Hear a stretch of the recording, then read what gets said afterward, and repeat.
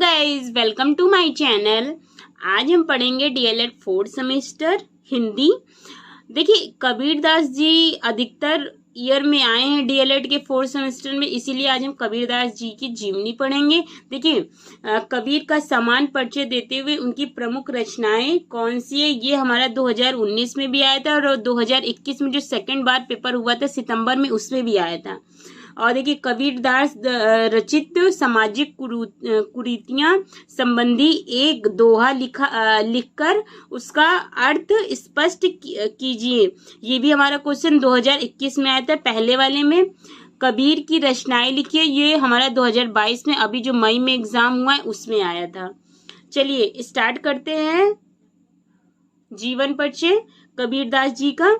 तो देखते हैं इनका जन्म संवत या लगभग में 1455 या 1398 ईस्वी में हुआ था।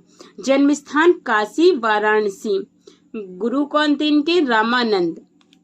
पत्नी थी इनकी लोई, पुत्र कमाल और पुत्री कमली, और ब्रह्म का रूप निर्गुण। भाषा थी इनकी धुककड़ी पंचमेल खिचड़ी।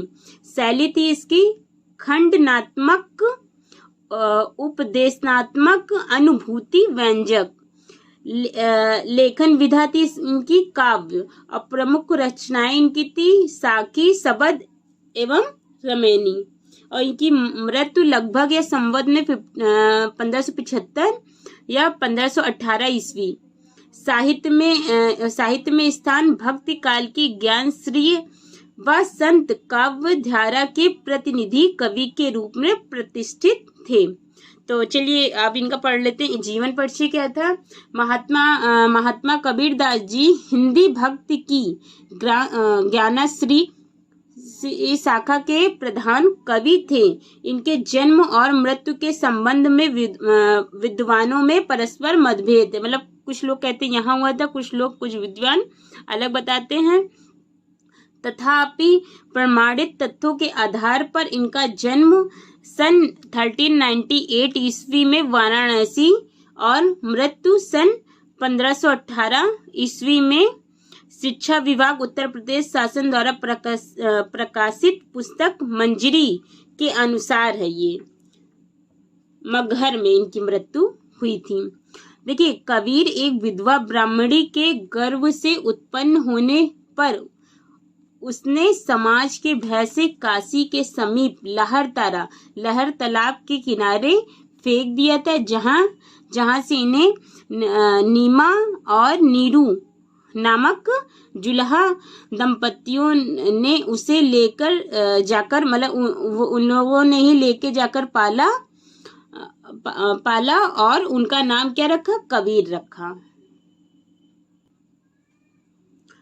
कबीर बहुमुखी प्रतिमा लेकर अवतरित हुए थे। वे अक्खड़ व्यक्तित्व से युक्त लापरवाह और मस्त मौला फकीर थे। वे मुसलमान होने पर भी मुसलमान नहीं थे और जन्म से हिंदू होते हुए भी विरक्त होते हुए भी गृहस्थ थे। कबीर ने नाथपंथी अवधूतों, मौलाओं और पंडितों को उनके बाड़ंबर के लिए फटकारा। उन्होंने हिंदू और मुसलमानों में कोई, मतलब दोनों को एक ही दृष्टि से देखा परखा और उनके सहयोग के साथ जीने, मतलब साथ में रहने के जीने का पाठ पढ़ाया। उनके व्यक्तित्व और विचारों से प्रभावित होकर उनके मतलब सैकड़ों अनुयायी बन गए। उनके नाम पर देश में कबीर मठ और कबीर पंथ स्थापित हो गया। मतलब कबीरदास जी ना हिंदू को मानते थे ना मुस्लिम को, वो सबको समान समझते थे। कबीरदास जी की रचनाएं हैं। कबीर अनपढ़ थे या उनके इस कथन से स्पष्ट है। मासी का गाद छुओ, ना ही कलम गही नहीं हाथ। मतलब उन्होंने न कागज छुआ था ना ही कलम छुई थी। कबीर के उपदेश दिए जिनको उनकी मृत्यु के पश्चात उनके शिष्य ने बीजक नाम से संग्रह कर लिया। और बीजक जो है उसमें साखी मतलब दोहा है, उसमें सबद, गैपद, रमैनी चौपाई और दोहा दोनों 3 भाग हैं। कबीरदास द्वारा रचित सामाजिक कुरीतियों संबंधी एक दोहा है।